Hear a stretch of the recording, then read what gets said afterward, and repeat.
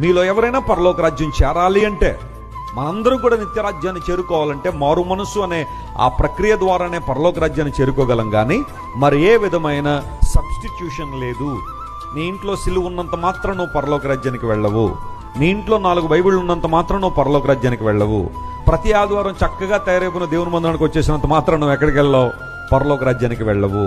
లేదంటే దేవుని కొరకు అంతో ఇంతో కానుకలు ఇచ్చుకుంటున్నామండి, ఆ కానుకలను చూసైనా కుమార్తె నాకు బాగా కానుకలు ఎత్తుంది, అందరు బట్టి పరలోక రాజ్యంలో మంచి ప్లేస్ అరేంజ్ చేయండి అని దేవుడు అంటాడని అనుకుంటే అది కూడా పొరపాటే. ఎందుకంటే నీ కానుకలతో ఎప్పుడు కూడా నువ్వు పరలోక రాజ్యాన్ని కొనుక్కోలేవు. పరలోక రాజ్యం చేరుకోవాలంటే ఒక వ్యక్తి ఏం పొంది ఉండాలి?